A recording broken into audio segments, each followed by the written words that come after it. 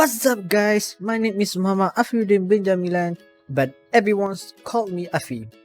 And this is my partner, Nurul Janatul Afiqah binti Azhan, and everyone's call her Jannah.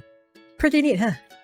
So, in this video, we will talk about what is FTP connection, the requirements to make an FTP connection, how does it work, practical configuration using the packet tracer, advantages and disadvantages of FTP connection, and conclusion. Let's get started. Hi and Assalamualaikum. My name is Nurul Janatul Afiqah binti Azhan. So now I will explain to you what is FTP. FTP stands for the File Transfer Protocol and it is used to transfer files between an FTP server and another computer. In the past, FTP was much more common than it is today and was the dominant file transfer mechanism on the internet. If you need to transfer files between two computers to another computers, you would use FTP to do so. FTP is still very popular today when a service requires that a lot of files be hosted for other people to download. FTP also tend to be faster than other contemporary methods of transferring files because it was designed to do so. FTP support automatic resume. That means that if you are downloading the latest new game demo, which is over 600 megapixels, and for some reason the download stopped in the middle of the transfer, so the FTP client will attempt to on next download of the same file to continue from where you left off. These features can save you a huge amount of time, but it is generally only found in the specialized FTP client software and not in your browser software.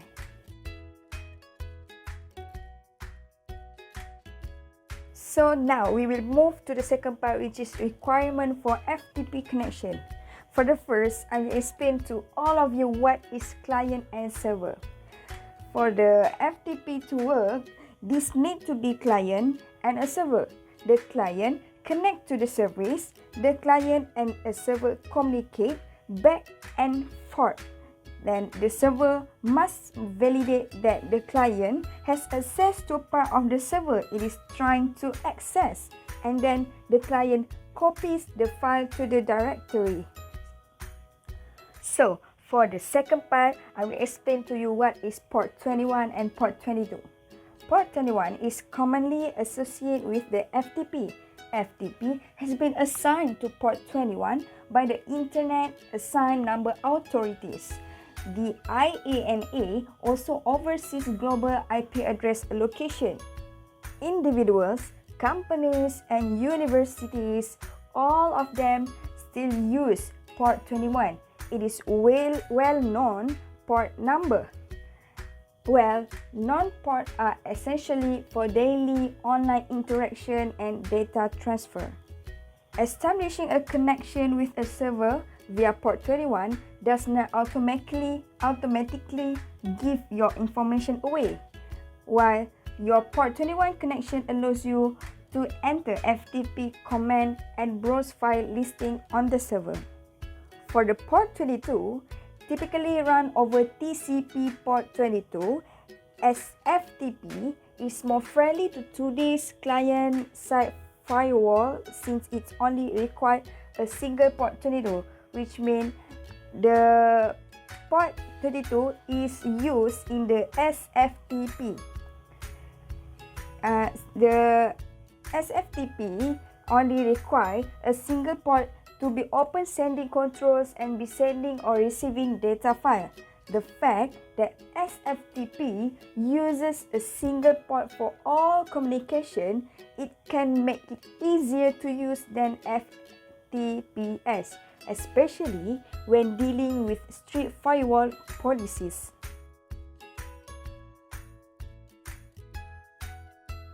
There are two ways of how to connect the FTP server. The first one is the internet browser and the other one is the FTP client. So for internet browser, I will use an example from a video that I had found in the internet. So first of all you have to do is that open an internet browser in your PC.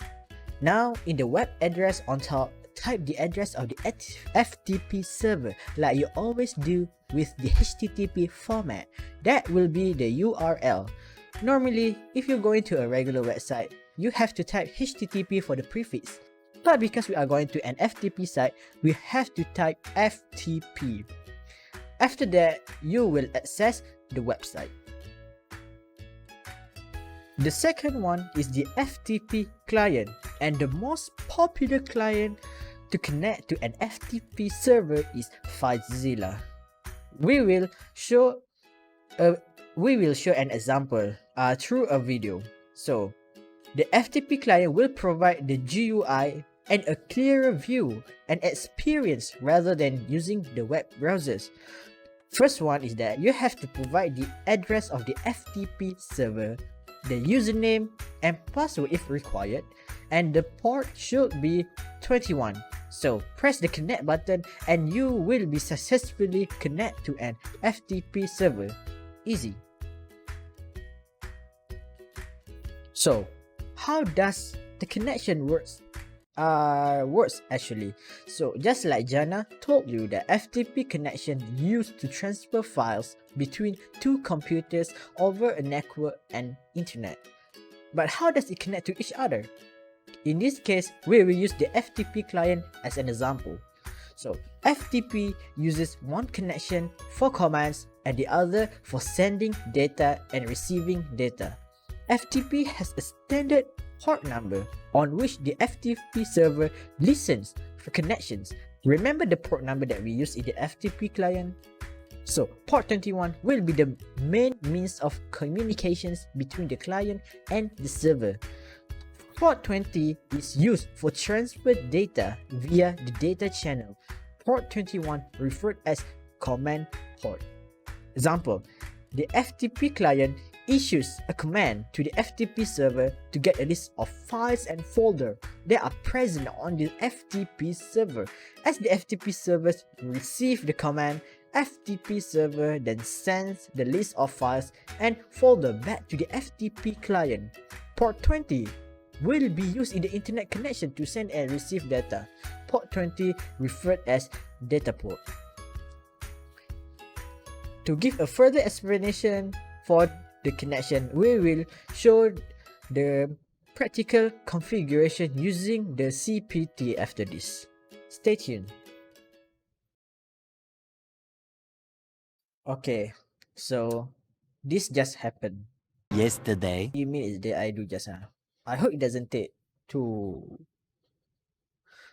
minutes. 12? Because that before that I had explained everything, a concept from A to Z, and I just realized that I just take too long to make the video. So in this case, I will give a brief explanation on how to configure the the FTP connection using the Cisco packet tracer. Okay, so let's begin. So first, that you need to put at least 2 PCs, 1 switch, 1 router and 1 server.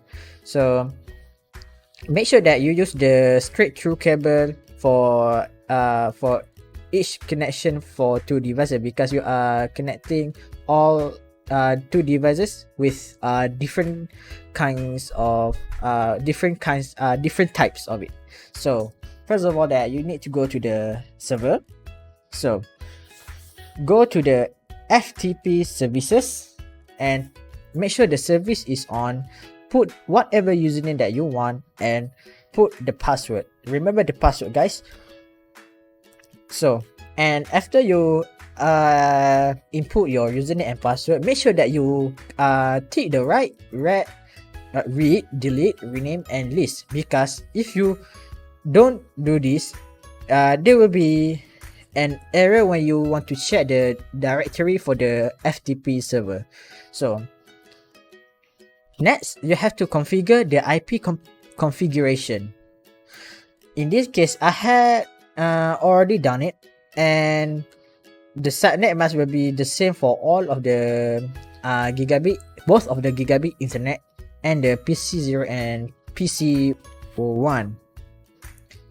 And make sure that you make a note for when you are configure the IPv4 addresses for each one of them, so you can as a note, and you will not forget what IPv4 address that you will put. So for the PC1 configuration for IPv4 address, it is the same as the server. Just put the IPv4 address, subnet mask, default gateway that we had pre-selected before we do the actual configuration, the same as for PC0. So for the router, I had already done the configuration. As you can see that for the gigabit internet 0/0, I have put the IP address that I have done 20.1.1.2. the subnet mask is the same, 255.255.255, and make sure that is you have to put no shutdown, so it can actively connect to the between the two connection of devices, the same as for gigabit internet 0/1. This is the command that I used for the configuration. So after you had done all of that, this is where we want to check, is it really connected to each other? Is it the FTP connection successful? So first of all, that in PC1, we are going to make a text file. So go to the desktop and click text editor. So say hello world. To save it, you have to click the X mark and save. I will remember the name. I will put it as text 0. Remember, it is a text file. So for the to check whether it is successfully or not that we had connect to the FTP server, all you need to do is type FTP and put the IP addresses of the FTP server 10.1.1.1. So put the username. I put the user 2 and 1234 for the password. All you need to do, okay, check for the directory or just type dir. As you can see, there are no text 0 file in the server, so because it's in the PC1. So to put the text file into the server, upload it, you have to input the put command, which means upload in layman terms, and type text 0, the name of the text file, and the type of file that we had created, which is a text file .txt. So when we click enter, it has successfully uploaded into the server. So let us check again. Directory. So see, text 0 .txt, we have successfully uploaded into the server. So what about PC0 want to take the text 0 file from the server? Okay, just like the previous one, connect to the FTP server, put the username and FTP 10.1.1, user 2 and 1234. So put command is for uploading. Downloading is get. It's simple. So just type the same text file that we had uploaded .txt, and it has successfully downloaded from the server. So if you can see that I have from FTP to the directory C drive, all you need to do that you have to click you have to push the Ctrl+C button to go to the default directory for your drive. So just to check whether or not we had downloaded, just type dir directory for the disk and text0.txt file. So it has successfully downloaded from the server, and it shows that we have successfully configured the FTP connection in the Cisco packet tracer.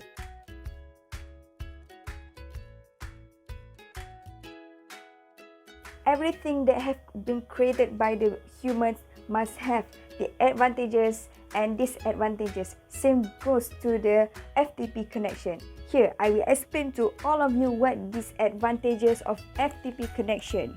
For the first, we have capable of large file transfer. For many companies, your file transfer need to go beyond sending a single Microsoft Word document at a time. You might need to send hundreds of gigabytes of data all at once. FTP easily facilitates those large transfer and you benefit from an increased rate of file transfer as well. For the second point, we have workflow is improved. Using FTP allows you to transfer multiple directories at one time. If you regularly transfer file, you know how advantageous this feature can be. Instead of sending single files or even single directories at a time, you can send numerous directories all at once. You are able to continue working while transfer are completed, and you can conduct this transfer faster. So now we will move to the third point, which is transfer can be resumed. If your file transfer is interrupted, you don't have to worry about losing progress. With FTP, you can resume an interrupted file transfer if your connection is lost. Pick up where you left off without restarting the transfer from the beginning of the process. It is easy, right? For the last point of advantages of FTP connection, here we have transfer can be scheduled. Are you tired of interrupting your workday to transfer a large amount of data? Maybe you don't have time to sit and wait as this transfer takes place. With FTP solution, you can schedule transfer for times with minimal impact to your workflow, like overnight or on the weekends. Right? Your productivities isn't impacted, and these transfers are automated for your convenience. Here we have disadvantages of using FTP. Disadvantages doesn't mean that FTP is totally bad. So here for the first point, we have lack security. When a file is sent using this protocol, the data, the username, and password are all shared in a plain text, which means a hacker can access this information with little to no effort. For data to be secure, you need to use an upgraded version of FTP like FTPS or SFTP. For the second disadvantages of using FTP is encryption isn't a given. While FTP alone doesn't provide any encryption, which is why transfer data is so easy to intercept. And when you're looking for a FTP provider, you will notice that encryption isn't always offered or enforced. For business using sensitive data like card payment data, encryption isn't just nice to have your FTP solution. It is essential. Now we'll move to the third point, which is can be vulnerable to attack. If you choose the wrong vendor, you could be stuck with a FTP solution that doesn't protect your data, leaving you vulnerable to hackers' tactics like brute force attack or spoofing attack. Brute force attacks are used by a hacker to break into your solution by running through thousands of username and password possibilities in just a second. And for the spoofing attack, where the hacker poses as a legitimate user or device on the network. One common spoofing tactic is a man-in-the-middle attack. If you use a public Wi-Fi network at a coffee shop, a hacker could pose as the network and intercept your data. Depending on the type of FTP vendor you choose, you could be vulnerable to brute force or spoofing attacks. So be careful, guys. For the last point, for the disadvantages of using FTP, we have difficult to monitor activities.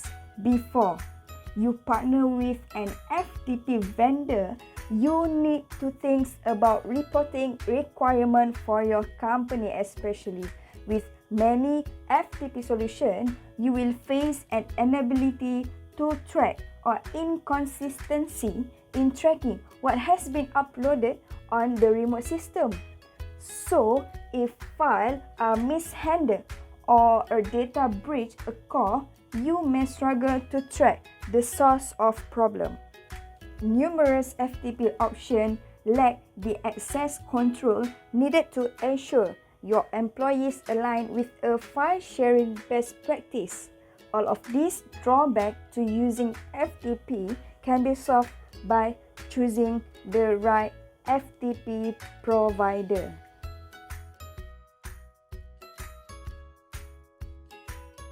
Give yourself an applause for you had watched this video until the end. Congratulations! I hope everyone understands our explanation about the FTP connections. But most importantly, you had fun watching it. That's all from me and my partner. See you next time.